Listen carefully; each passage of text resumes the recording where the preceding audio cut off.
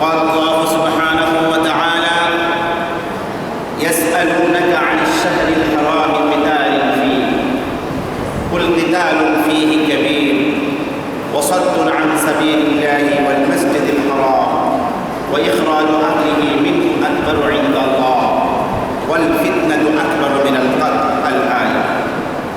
وقال رسول الله صلى الله عليه وسلم صيام يوم عاشوراء أحتسب على الله أن يكفر السنة التي قبله أو قال ما معناه. صدق الله العظيم وصدق رسوله النبي الكريم ونحن على ذلك من الشاهدين والشاكرين والحمد لله رب العالمين.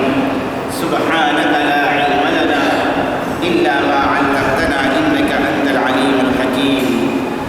اللهم صل على محمد وعلى آل محمد كما صليت وسلمت وباركت على إبراهيم وعلى آل إبراهيم إنك حميد مجيد. اللهم بارك على محمد وعلى آل محمد كما باركت على إبراهيم وعلى آل إبراهيم إنك حميد مجيد. حسبنا الله ونعم الوكيل نعم المولى ونعم النصير على الله توكلت وإليه أنيب وأفوض أمري إلى الله إن الله بصير بالعباد.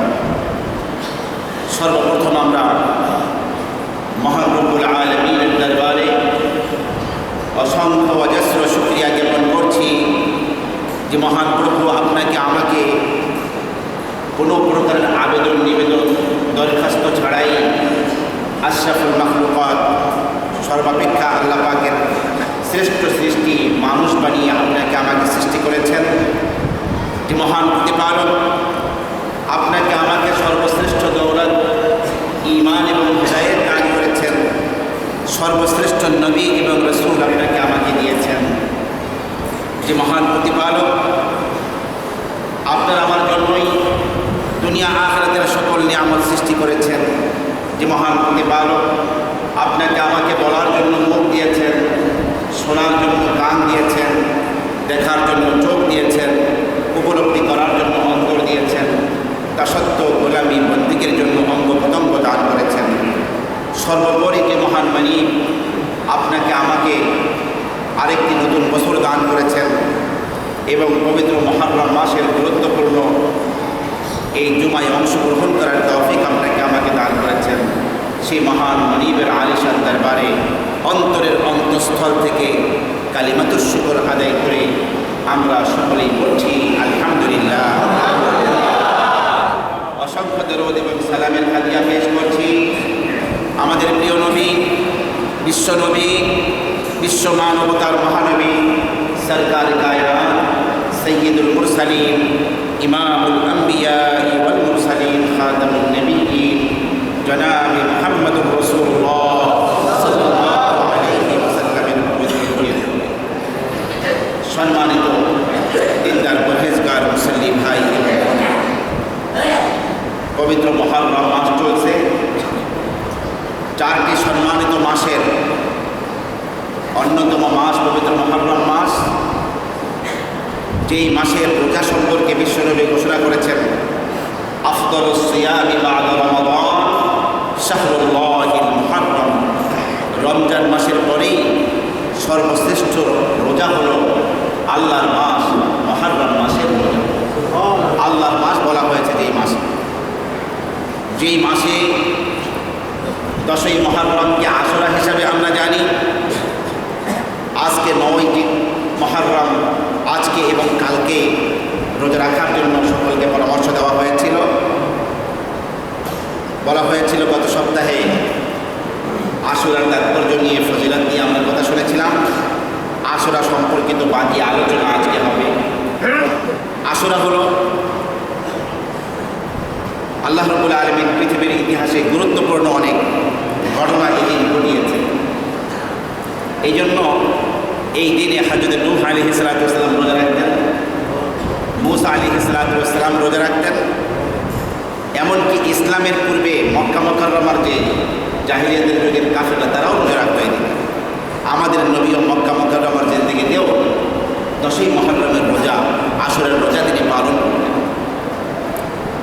ঠিক ঘটনাক্রমেই এই দিন 61 হিজরির 10ই মুহররম কারবালা প্রান্তরে ইতিহাসের সবচেয়ে হৃদয় বিদারক ঘটনা, দুঃখজনক ঘটনা ঘটে গেল। 1,500 বছর যাবৎ প্রায় উম্মতের দিলের মধ্যে যেই ঘটনার কারণে রক্তক্ষরণ হচ্ছে কিয়ামত পর্যন্ত হতেই থাকবে। কিন্তু একটা জিনিস খেয়াল রাখতে হবে, আমাদের নবী সাল্লাল্লাহু আলাইহি ওয়াসাল্লাম 11 হিজরির 12 রবিউল আউয়াল দুনিয়া থেকে চলে গেলেন। আমাদের নবী দুনিয়া থেকে চলে যাওয়ার প্রায় 50 বছর পরে কিন্তু আপনার কারবালার কাহিনী ঘটেছে। অথচ আল্লাহ নবী আশুরা সংক্রান্ত 10ই মুহররম সংক্রান্তকে হাদিস বর্ণনা করেছেন, সেগুলো সব আগের কাহিনী হিসাবে। কাজেই আশুরার উপরে আমাদের নবী আমাদেরকে রেখে গিয়েছেন, কারবালার কাহিনীর কোনো প্রভাব সেখানে বিস্তার করেন। কারবালার কাহিনী ঘটনাক্রমে অধীনে ঘটেছে। এই জন্য যারা আজকে 10ই মুহররম মানেই হলো কারবালা, 10ই মুহররম মানেই হলো তাজিয়া মিছিল, যারা মনে করেন তারা আশুরার সঠিক তাৎপর্য তারা উপলব্ধি করতে পারেননি। এই জন্য অত্যন্ত বিনয়ের সাথে আমরা বলব যে আশুরার সাথে আপনার কারবালার কাহিনীর সাথে গভীর কোনো সম্পর্ক নেই। ঘটনাক্রমে একই ঘটনা ঘটে গিয়েছে, তবে সেই কাহিনীটি উম্মতের জন্য অত্যন্ত শিক্ষণীয় বিষয় আছে।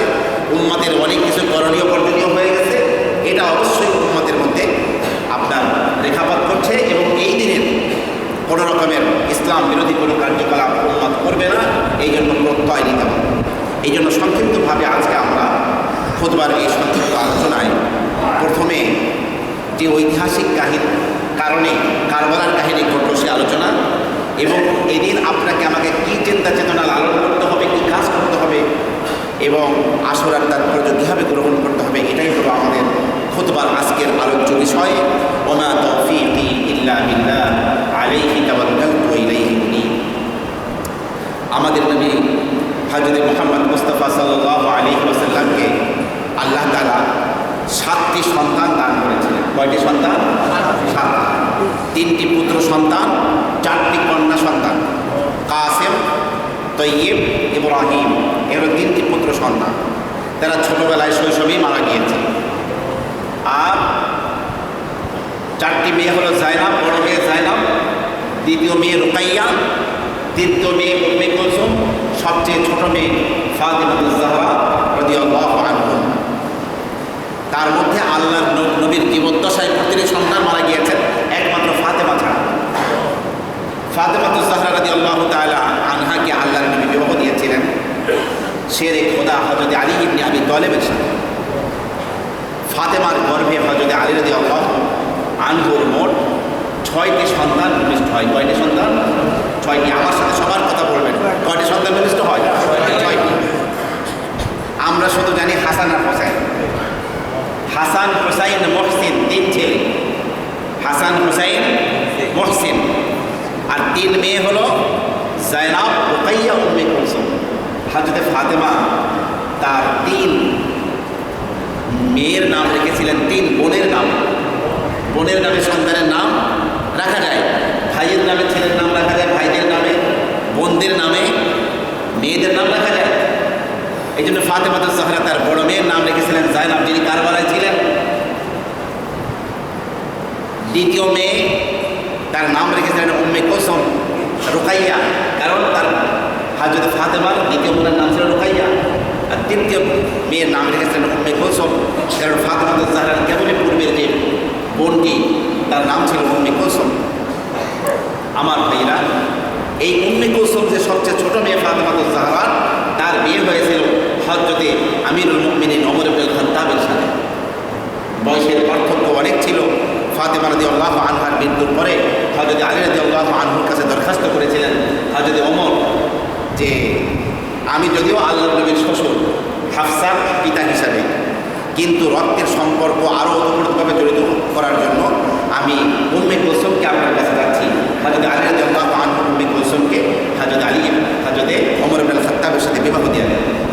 আমার ভাইরা, তো ফাতেমাতুজ জাহরা রাদিয়াল্লাহু তাআলা আনহার গর্ভে প্রথম সন্তানকে ভূমিষ্ঠ হন আল্লাহ নবী সাল্লাল্লাহু আলাইহি ওয়াসাল্লাম অত্যন্ত আদর করে তার নাম রাখেন হাসান। হযরত হাসানের জন্ম দিতে গিয়ে নারীরা যে অপবিত্র হয় তাকে নিফাস বলা হয়। এখান থেকে পবিত্র হওয়ার পরেই প্রথম পবিত্রতাই গর্ভে আসেন হযরত হুসাইন রাদিয়াল্লাহু তাআলা আনহু। আমাদের নবীর চাচি হযরত আব্বাস রাদিয়াল্লাহু আনহুর স্ত্রী উম্মুল ফদল, তিনি স্বপ্নে দেখে রসুলকে বললেন, ইয়া রাসূলুল্লাহ, স্বপ্নে দেখলাম আপনার শরীর থেকে এক টুকরা মাংস ছিটকে পড়েছে, আর সেই মাংসটা, সেই গোশতের টুকরাটি আপনার হাতে আমি উঠিয়ে দিচ্ছি।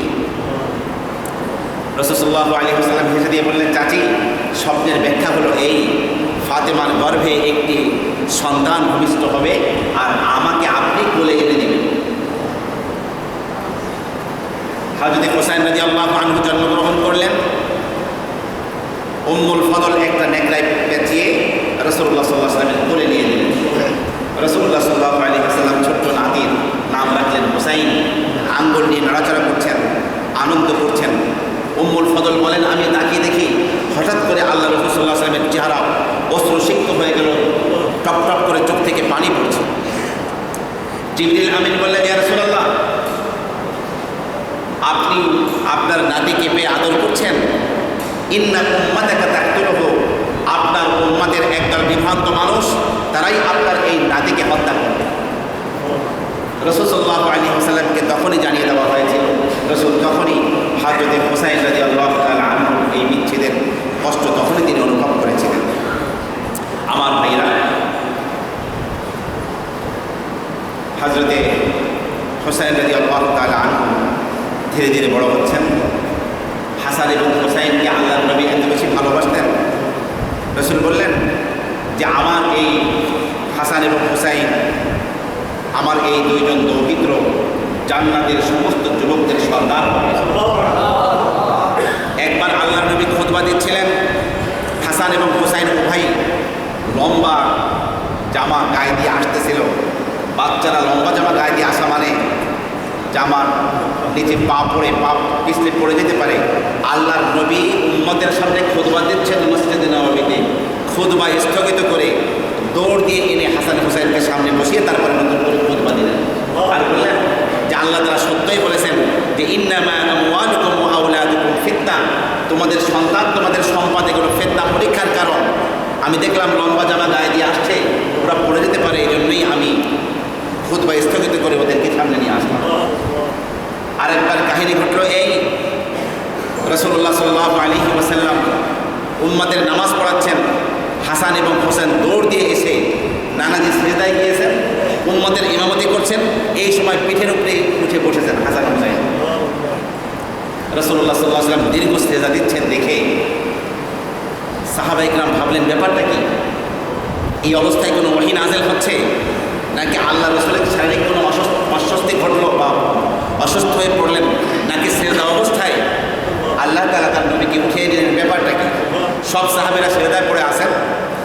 এক সাহাবী বলেন যে আমি সিজদা থেকে মাথা উঠে কি হচ্ছে আল্লাহর নবীর দেখার জন্য আমি মাথা উঠাইলাম, গিয়ে দেখি কিছুই ঘটে নাই, হাসান হুসাইন পিঠের উপরে বসা। হাসান হুসাইন যখন তাদের মন পরিতৃপ্ত হয়ে গেছে, পেট থেকে নেমেছে, তখন আল্লাহর নবী আল্লাহু আকবার বলে উঠে বাকি নামাজ সমাপ্ত করেছেন। তো সাহাবী যিনি কল্লা উঠিয়েছিলেন উনি বললেন, ইয়া রাসূলুল্লাহ, আমরা তো ভেবেছিলাম যে আপনি কোনো অসুস্থ হয়ে পড়লেন কিনা, বা ওহী আসলো কিনা, বা অন্য কোনো সমস্যা হলো কিনা, এই জন্য আমরা খুব দুশ্চিন্তাগ্রস্ত হয়ে গিয়েছিলাম। রাসূল হেসে দিয়ে বললেন, না, এর কোনোটাই ঘটেনি। আসলে হাসান এবং হুসাইন আমার পিঠে উঠেছিল আনন্দ উল্লাস করতে, আমি ওদের আনন্দ উল্লাসকে নষ্ট করতে চাই নাই। ওরা যখন পরিতৃপ্ত হয়ে নেমে গিয়েছে তখন আমি সিজদা থেকে মাথা উঠিয়েছি, এই জন্য সিজদা দীর্ঘায়িত হয়েছে। বিশ্ব নবী উম্মতের ইমামতি করছেন, যাদের খাতিরে সিজদা দীর্ঘ করেছেন তাদের মর্যাদা আল্লাহর কাছে কতখানি। রাসূল বলেছেন, এরা হলো জান্নাতের দুটি ফুল, হাসান হুসাইন। ইয়া আল্লাহ, আমি হাসান এবং হুসাইনকে ভালোবাসি। আয় আল্লাহ, যে ওদেরকে ভালোবাসবে তাদেরকে তুমি ভালোবাসো। আল্লাহ নবী সেই কথাটি বলেছেন। আমার ভাইরা, ওমর ইবনে আল-খাত্তাব রাদিয়াল্লাহু তাআলা আনহু যখন খলিফা হলেন, খলিফা হওয়ার পরে অত্যন্ত নাজুক মুসলিম রাষ্ট্রের মধ্যে যে এরিয়া ছিল সেটা হলো সিরিয়া। বর্তমানে সিরিয়ায় কি অবস্থা চলছে আপনারা সবাই জানেন।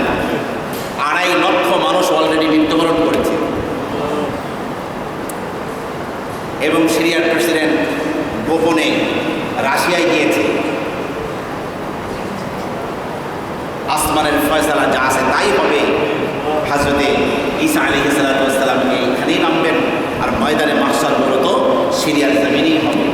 আল্লাহ রাব্বুল আলামিন হয়তো ইমাম মেহেদী আলাইহিস সালামকে পৃথিবীতে আলার প্রেক্ষাপট তৈরি করছেন।